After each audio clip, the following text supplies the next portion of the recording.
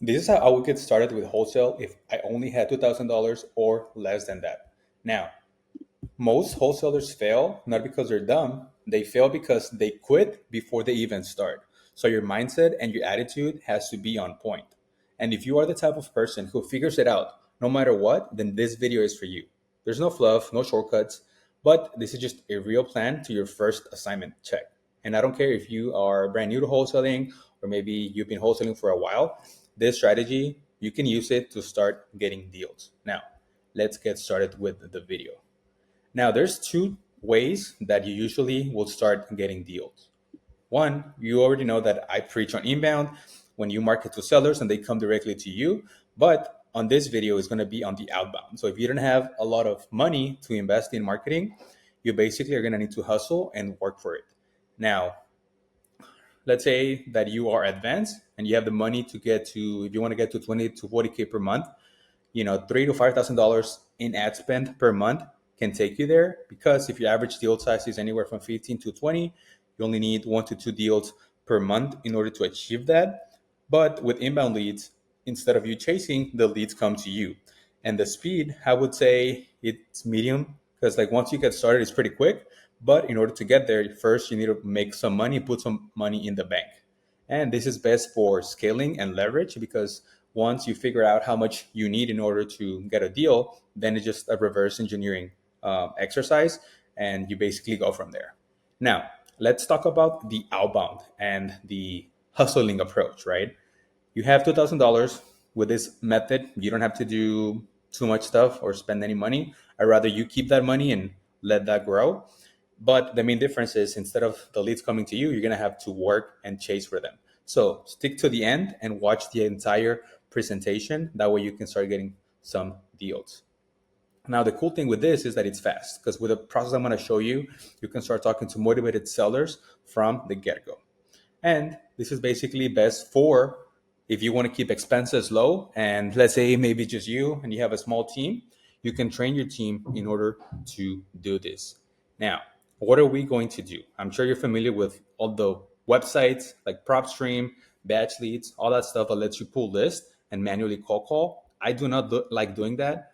What I like to do is go directly where the motivation is at. So in order to do that, we're going to pull courthouse foreclosure records. And to do that, I'm going to show you an example of how we do it.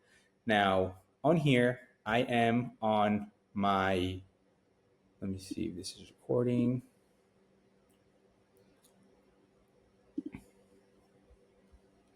Now, on here, I'm on my county's website. You can find it based on your county, depending on where you're at. So you got to know what the name is, and then you got to look for a website like this. You can type foreclosures in X and X county. So what I'll do is you will click on here, click on foreclosures, and then you want to get the most accurate data. Now, the reason why I don't like batch leads or PropStream is because this data is usually not updated. So when it comes to pulling courthouse data, whoever gets the data first is going to be the one who wins. So you got to be super mindful of this. Now, it's going to take some work to get this information, so bear with me on how we do it. So you're going to search for them, and then you can start seeing like all the notices, right? So here it's by date, and then the sale date, and then you have the document number. So what you want to do is do it where you already know something is going to foreclose, right? So for example, this is when it was recorded, and then this is when the sale is. So for example, if something was going to foreclose in a month from now, so right now it's August 1st, I will click on this record, and then I would open up the record and try to find the address. So we come over here, and then you can see here 2021 Esperanza Avenue in Mission. So this was just updated today. And basically, if you have no money for skip tracing, what I would do is I would go to truepeoplesearch.com,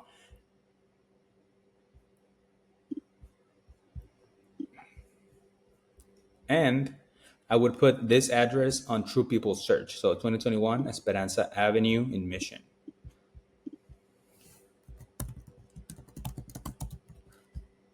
have it right here.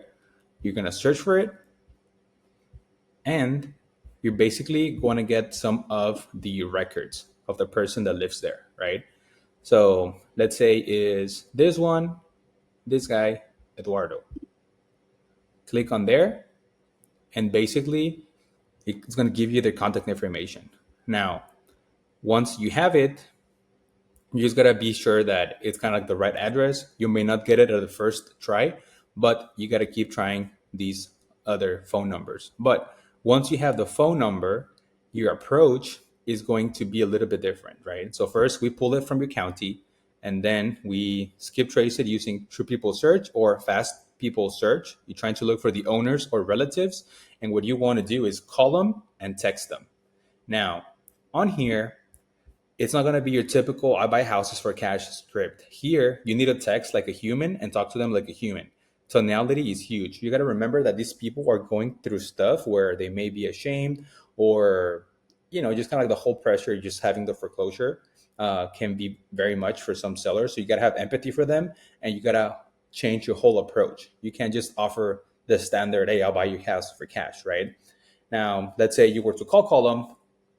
We used to do would be like, hey, my name is so and so, I am with the county and I'm a property specialist, and we actually help people that are dealing with predatory loans or banks. Are you dealing with anything like this right now? And then just try and get the conversation going. Now, you do not want to sound too salesy. You basically just want to walk them through their options, and typically they have 5 to 6 options, which I'll go over right now. But let's say that you were sending them a text. You can say something like this: hey, seller name, this is whatever. I noticed your lender may be putting some pressure on you. I've helped other people in similar situations and wanted to see if you're open to discussing some options to start the foreclosure process. I'm here to help.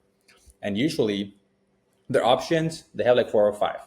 Number one is basically, okay, hey, do you have the money to pay whatever is owed on the missed payments? That's one of them, which is called a reinstatement. Number two, it's a loan modification. Can you talk to your lender, and can they give you a loan modification so that the payments maybe can get added to the loan and all that stuff? Now, with a loan modification, basically they still have to have good credit and qualify for it. So some people may say that they have it figured out, but a lot of the times they may not get approved for the loan modification, and they are still on the hook to losing the house. Number three is they can probably list it with an agent, but we got to let them know, like, hey, the traditional sales process with an agent, it's going to take anywhere from 60 to 90 days. And if you want it to sell fast, you need to make sure that this property is clean. Do you have the timeline to do that? No. Okay. Then number four is basically you could take over the payments and do like a subject to, where you pay the arrears and you get it going. And then that can buy you some time, right? Now, number five is you offer to buy for cash, and then you always want to present your cash offer as the last resource, because they want to be understood, and they want to know, like, they want to feel like you're actually caring for them, right? And when you're offering the cash, kind of do let them know, like, hey, I mean, I do have this other option available. I mean, we actually can purchase this property. Um, how much would you need to net in your pocket in order to move forward? Then, of course, you would need to know how much they owe, what are the arrears that they owe, and then basically what's the ARV of the property, how much can you assign it for, and all that stuff. And I'll talk about doing assignments with buyers, because if you are new, you need to have that basically set up from the beginning. But basically, okay, we already pulled the data, we already skip trace, and we are already reaching out to them, right? Like I said, tonality is huge here. And then what you want to do is you want to follow up if they respond. Like, some people may be aggressive, but don't take it personally. Like I said, they are going through a lot of things.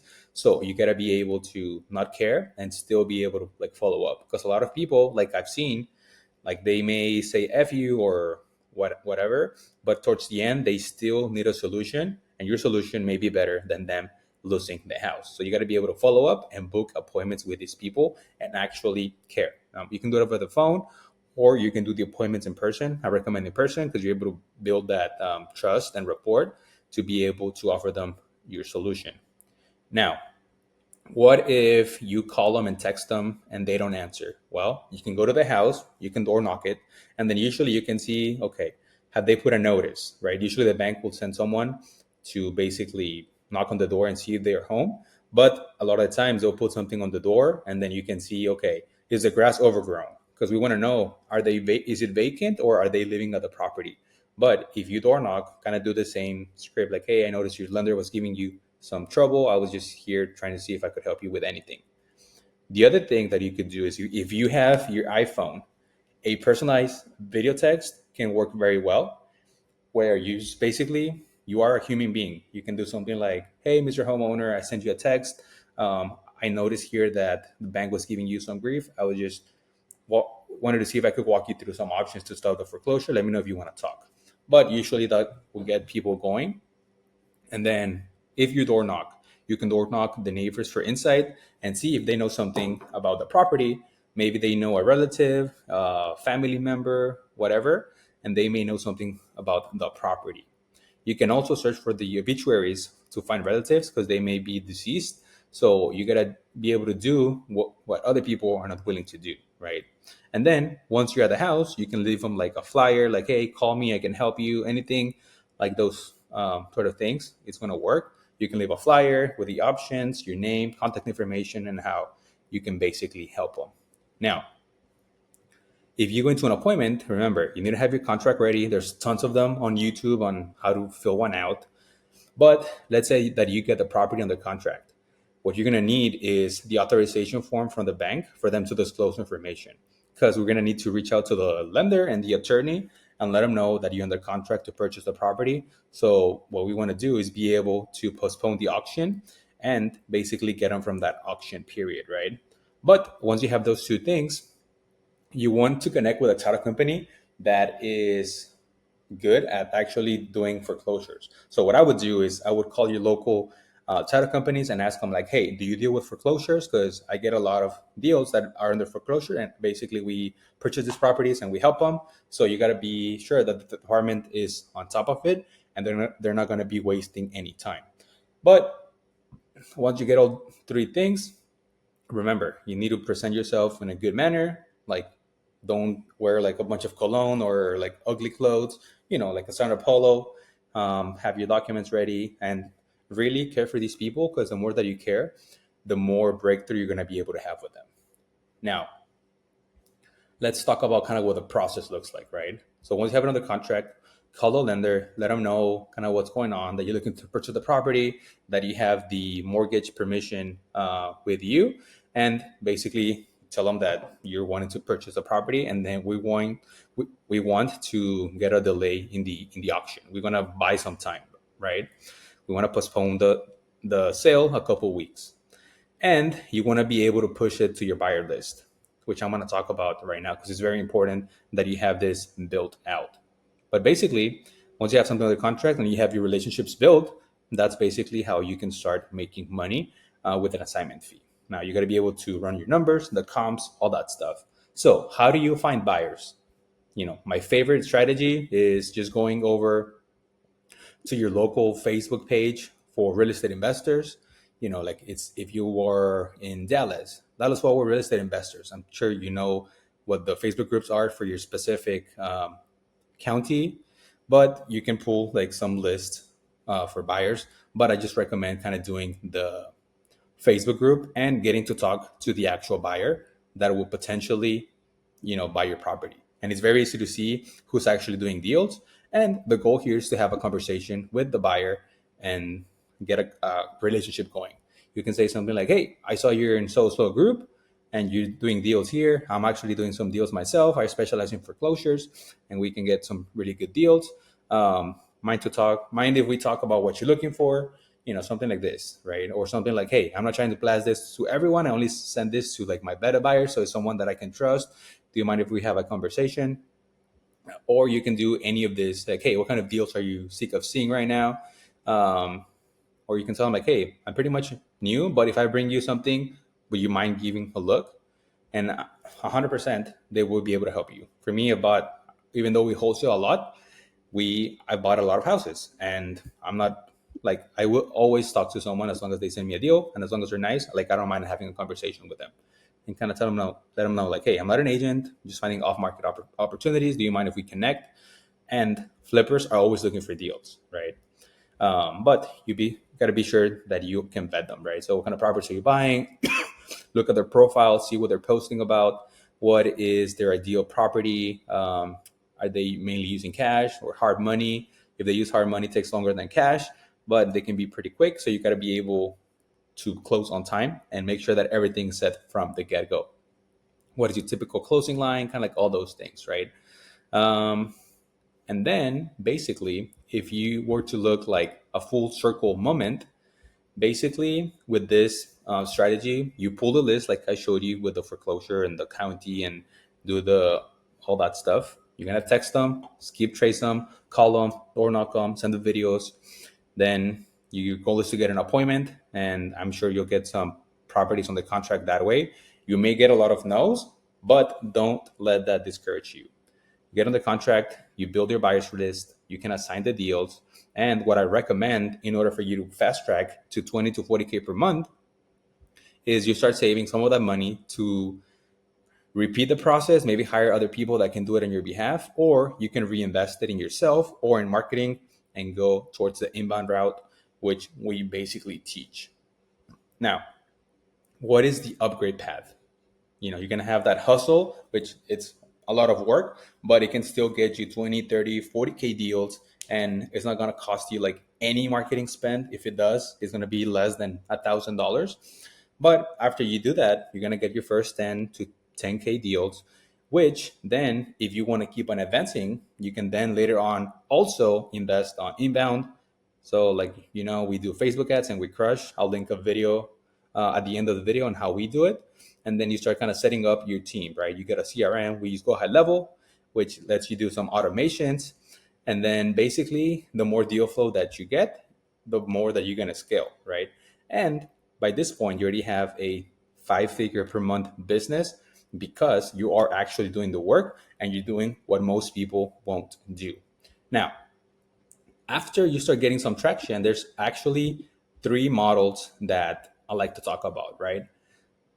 So you have the solo empire model where it's just you, and you may have like a very very, very small team. So maybe you can hire like an admin to help you do stuff. But with this solo model, you can start putting in like another marketing channel where there's inbound. Let's say you start doing Facebook, and then maybe you hire like another VA to start helping you talk to the leads that come in. And then it's basically you doing a lot of the work, right? You may have like a bookkeeper doing your taxes and your accounting, all those things.